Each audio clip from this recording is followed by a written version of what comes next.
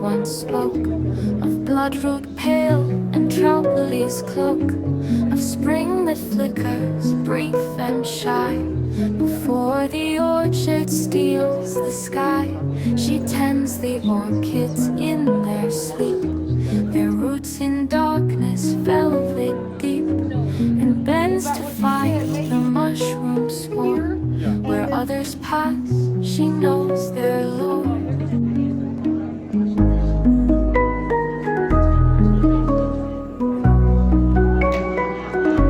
Yet not in silence dwells her fame. She lit the hearth and gave it name. Bloodroot where the tyrants choke, and every plate a rebel spoke. She crossed the world from east to west, to taste the fruit, to quest the best, but fed her town with fiercer bread, where every bite recalls the dead.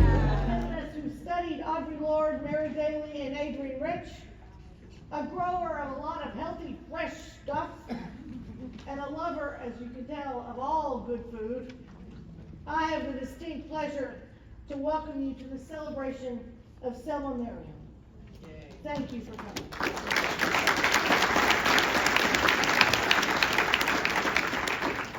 Well, I'm gonna hold it.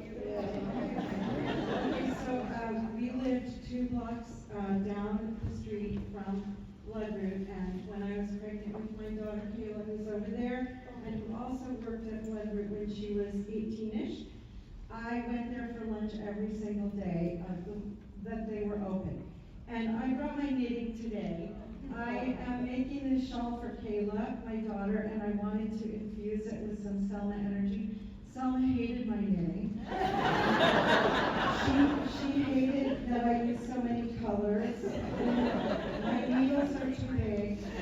I didn't shear and dye and spin yarn myself because it's really cheap. But I always showed her my knitting, and I always admired hers. Thank you so much.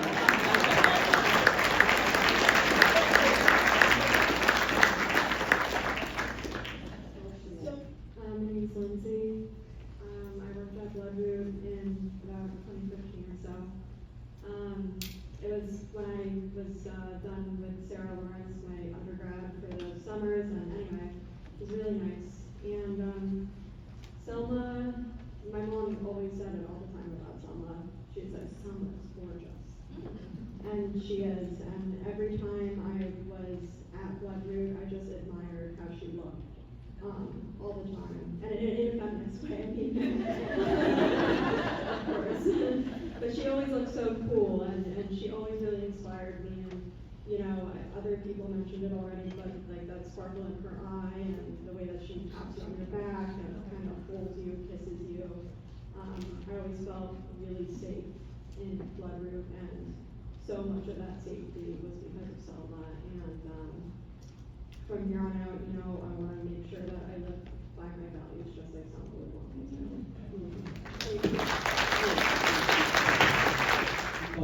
Hi, Nicole. Tell us your story. Well, I started at Bloodroot when I was 19 years old.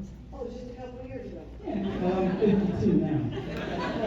And I was there for 10 years. And I was a lonely little black girl, whatever. Kind of, Isaiah. And I never been to a place like that before. Selma told me that'd be a great place. That's our sadness, yes. Sorry. But I worked real hard there, and everyone here can attest to that. But one thing I learned was to be the woman that I am today, and I would not be the woman I am today. And it wasn't for you. So, I don't think shit from nobody.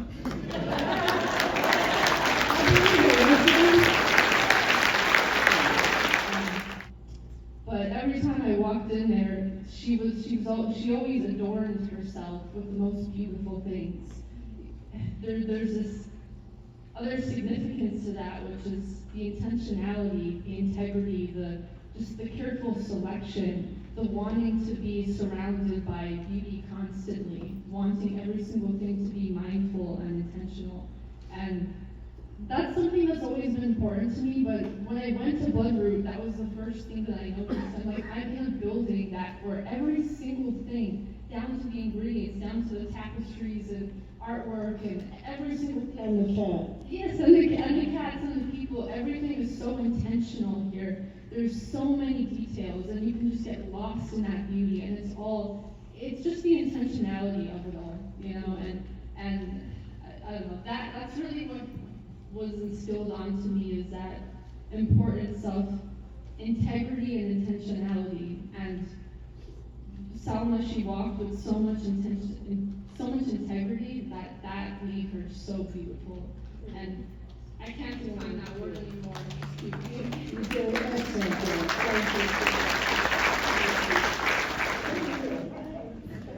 Thank you. So, I'm really bad at this kind of thing, but I just want to say, I worked at Woodward for 13 years, and because of Selma, Y'all must have had a hell of a payroll, all these people working for you all the time, this is like crazy. Go ahead.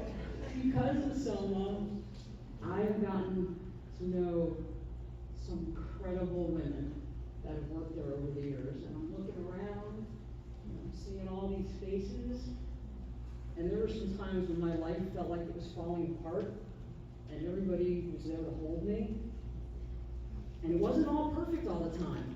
It was like a real family. There were arguments, there was craziness, but there was love.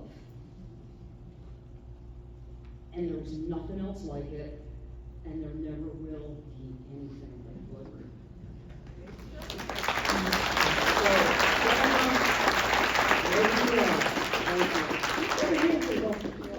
And our eardrums too. I've been going to Bloodroot, my name's Rachel, since the early 80s. For those who know the horror shows in my life, you have no idea what it's like to be a woman alone and go to a place where you are safe, you are protected, the food is great. Bloodroot and Noel and Selma and all of you became family. And I'm just so grateful. Now it's amazing when you get to be almost 83 and you look back and you realize what this part of your life has brought to you, and the comfort and the love and the joy and the being, and I'm so grateful.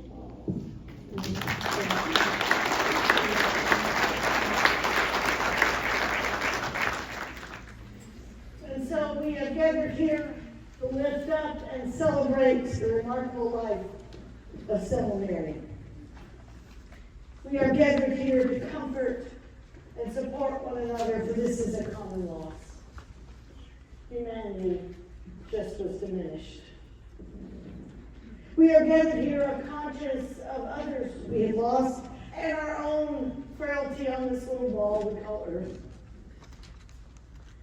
We're gathered here to tell our stories, face our emptiness, ponder love and justice, honor wisdom, hold fast to love, lift the strength and power of women.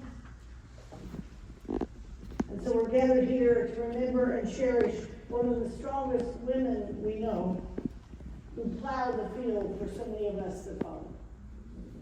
Selma Miriam, the woman with two first names. I couldn't resist. And as joyful as the celebration is proving to be, we all know the tears come. The tears come because the world, our world, has lost a light. As we've seen and heard, Selma was full of life and creativity, art, wonder, tenacity, vision, a little stubbornness for good measure. The tears come because the Bloodroot family has lost their inspiration, their heart, and their determined leader. So tears come because our world just got turned upside down. What will we do next without her? So yes, as I told Noel and Carolyn, tears come. Because tears are the price we pay for love. Tears are the price we pay to love. And even though it breaks our heart, we're not going to give up loving. The bond that so many of us feel with Selma and the community she built, it shows the power of that love. You see, people die. We will all die. But love never dies. The love you all shared with Selma, the love you feel always with her, will never die. Love endures. Love prevails. And love is forever. So yes, the tears come because her bright light is no longer with us.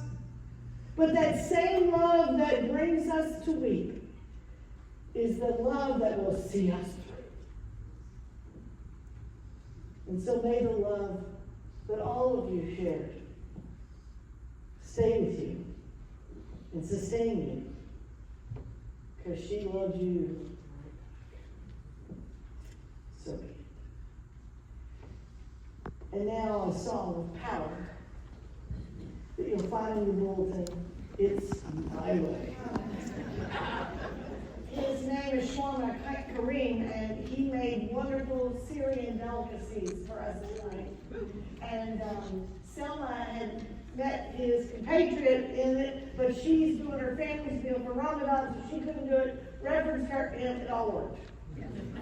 But we have amazing, wonderful vegetarian fare, and so please make yourself at home. We have some cheap wine, good wine here.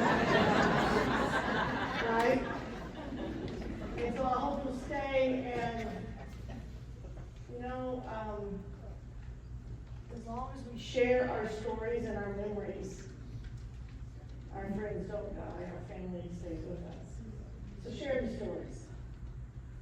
Don't cry, laugh. This woman is worth every breath we can tell about her. And so now I take our commendation from the poem that's in your program, When You Become the Rain.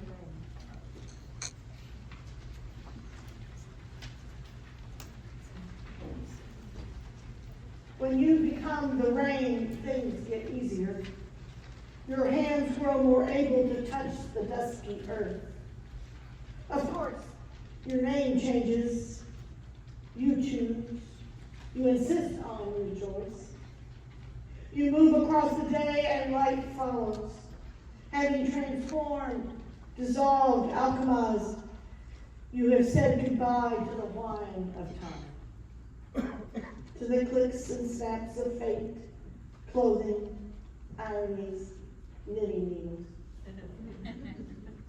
Goodbye to the teeth of dawns and midnight caverns, the politics, children, and the sadness of old movies. As you fall to a great height, you are finally yourself, soaking into leaves, lingering into the fine edges of things, entering at last into the earth. Your voice, broken as it falls in pieces down the glass of the day, lingers. Your voice roots itself, and new flowers grow everywhere. So those who can, please stand for our commendation.